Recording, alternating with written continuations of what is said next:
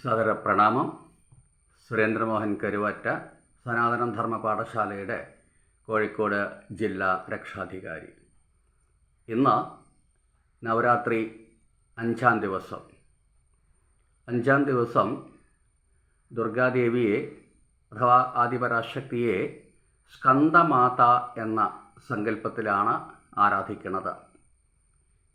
ഇവിടെ ആ പേരുകൊണ്ട് വ്യക്തമായിട്ട് നമ്മൾ സൂചിപ്പിക്കുന്നത് സുബ്രഹ്മണ്യനും ആയിട്ട് എന്തോ ഒരു ബന്ധമുണ്ട് എന്നതാണ്. തീർച്ചയായിട്ടും അങ്ങനെ നമുക്ക് അനുമാനിക്കാം.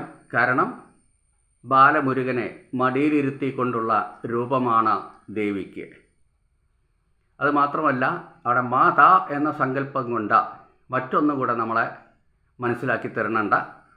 അതായത് ഒരു അമ്മയുടെ വാത്സല്യത്തിൻ്റെയും ലാളനയുടെയും ഭാവം, അമ്മയുടെ സ്നേഹത്തിൻ്റെയും മാതൃത്വത്തിൻ്റെയും മഹത്വം ലോകത്തെ അറിയിക്കുകയാണ് ഈ രൂപഭാവത്തിലൂടെ ചെയ്യണത്. അപ്പം അഞ്ചാം ദിവസത്തെ പൂജയിൽ ദേവിയെ സ്കന്ദമാത എന്ന ഭാവത്തിലാണ് ആരാധിക്കുന്നത്. മറ്റൊന്നു കൂടി ഇതിൽ നിന്ന് നമുക്ക് മനസ്സിലാക്കാം. സന്താന സൗഭാഗ്യത്തിന് ആയുസ്സിനും വേണ്ടി ഈ മാതൃഭാവത്തിൽ ദേവിയെ ആരാധിച്ചാൽ മതി എന്നതാണ് ഈ മറ്റൊരു മഹത്വം പറയുന്നത്. അതായത് സന്താന സൗഭാഗ്യത്തിനും പൊതുവേ സുബ്രഹ്മണ്യ പ്രീതി നാഗ പൂജയോടനുബന്ധിച്ചിട്ട് നടത്തുന്നുണ്ട്.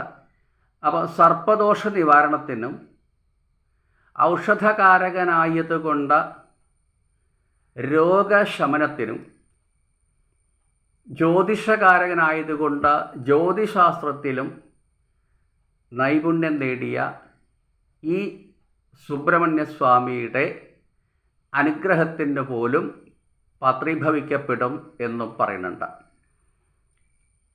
അതുമാത്രമല്ല, നമുക്കിവിടെ സുബ്രഹ്മണ്യ സ്വാമിയെ സന്താന സൗഭാഗ്യത്തിന് വേണ്ടി ആരാധിക്കുന്നവർ ഒട്ടനവധിയുണ്ട്.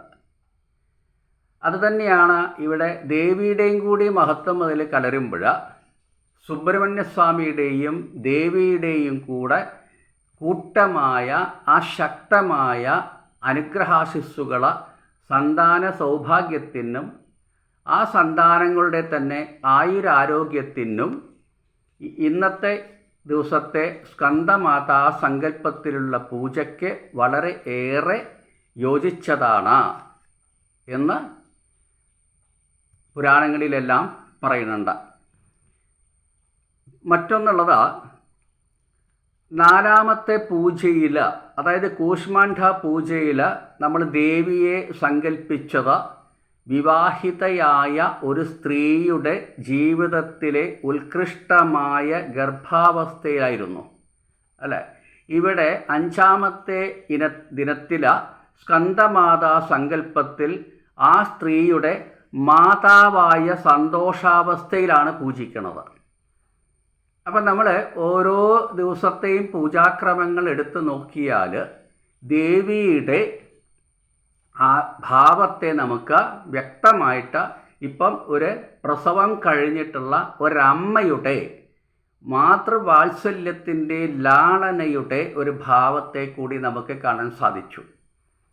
ഇതാണ് സ്കന്ദമാതാ സങ്കല്പത്തിലുള്ള പൂജയുടെ ഭാഗം. ചതുർഭുജയായ ദേവിയുടെ ഇരുകരങ്ങളിലും താമരയും ഒരു കൈ മുരുകനെ പിടിച്ചും വരമുദ്രയായും ആണ് കാണുന്നത്. സിംഹാരൂഢയാണ്. അപ്പം ഒരു മാതാവിൻ്റെ പ്രൗഢിയെയാണ് ഇതുകൊണ്ട് സൂചിപ്പിക്കുന്നത്. സിംഹാരൂഢ എന്നതിനെ നമുക്കവിടെ ഒരു അമ്മയുടെ സ്വകാര്യ അഹങ്കാരം എന്ന് പറയാം.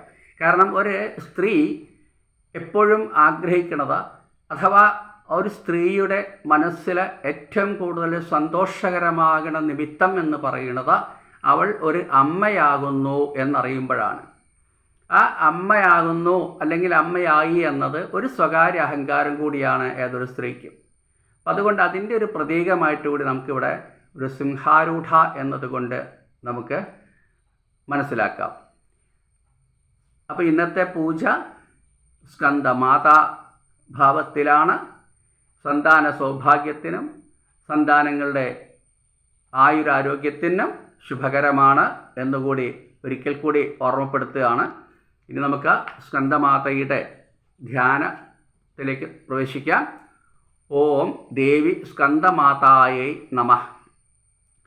സിംഹാസനാഗതാ നിത്യം പത്മാശ്രിതകരദ്വയാ ശുഭമാസ്തു സദാ ദേവി സ്കന്ദമാതാ യശസ്വിനി.